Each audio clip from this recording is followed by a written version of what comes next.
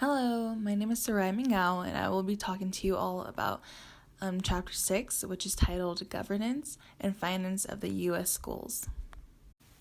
So let's get started. To start off, this chapter has a lot of great things to offer and a lot of questions that are answered that I feel like every teacher should know about. But the few questions that I've answered in this chapter that I want to talk about are: first, why do you need to understand educational politics? Second, how does the federal government influence education? Third, what role do teacher leaders play in school governance? And fourth, how are schools financed in the United States?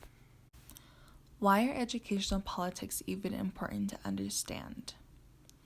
Well, education will always and forever be political.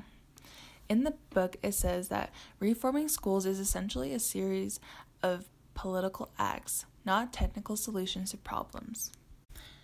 There are so many political forces that influence school governance in the United States. There are different ways that you can get your money, and it's important to know how much you get as a teacher, how you can spend it, where you get it from, etc. This chart below shows the 5 dimensions of educational politics. First, whether it is federal legislation such as Race to the Top or local school bond issue, politics at the federal, regional, state, and local levels influence teachers. Second, educators, citizens, and policymakers use politics to lobby for the development of educational programs that reflect their beliefs about what should be taught and how it should be taught. Third, the allocation of resources for schools to easily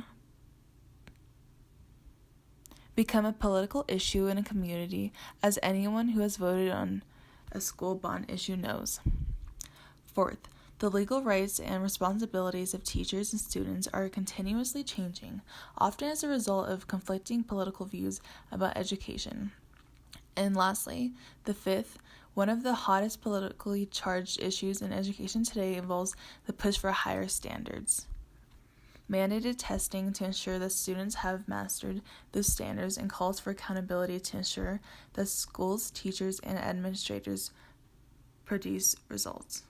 The executive, legislative, and judicial branches of the federal government influence education in 4 ways. The first being exert moral suasion, develop a vision and promote educational goals for the nation. Second, provide categorical aid.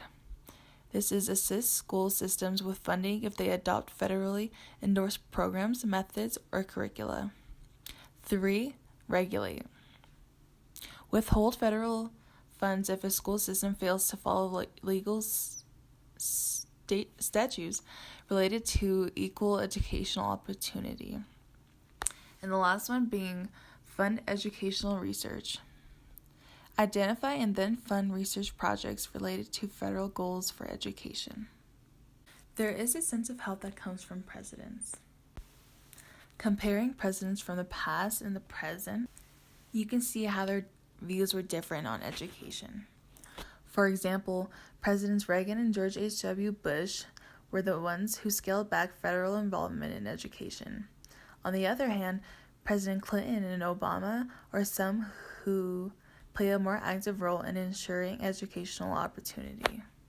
Some examples of presidential policies are the Blueprint for Reform, the reauthorization of the Elementary and Secondary Act, in which Obama carried out back in March of 2010.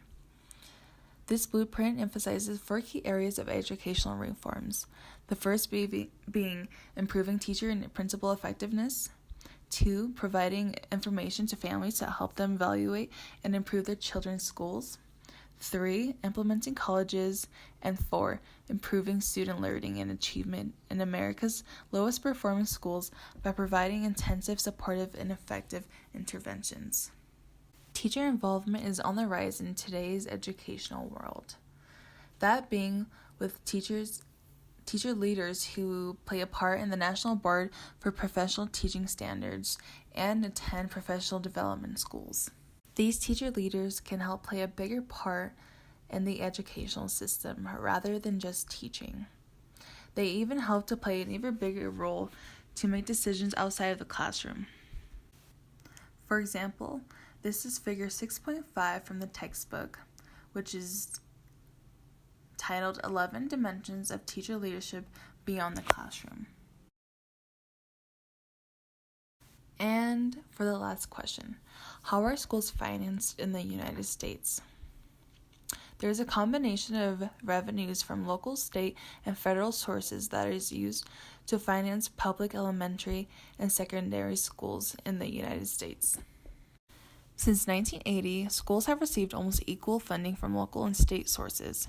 Prior to that date, however, schools received most of their revenues from local sources, and in the early 20th century, nearly all school revenues were generated from local property taxes. At the local level, most funding for schools come from property taxes. Property taxes are assessed against real estate and some districts also against personal property such as cars, household furniture, and appliances, and stock and bonds. State funding revenues for education come from sales taxes and income taxes. Sales taxes are added to the cost of items such as general goods, gasoline, amusements, alcohol, and insurance.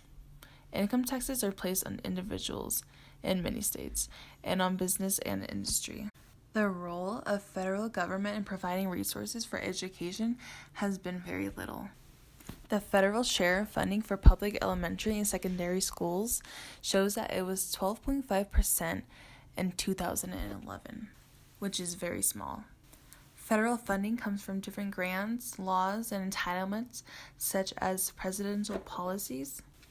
Some of the most significant entitlement is the Elementary and Secondary Education Act of 1965, the ESEA, which President George W. Bush reauthorized in 2002 as the No Child Left Behind Act, which I think that we have all heard of by now. And another big one has already been mentioned before in my earlier slide, which is a blueprint for reform, the reauthorization of the Elementary and Secondary Education Act, which was passed in 2010 from the Obama administration. This is just the gist of how schools in the United States are financed.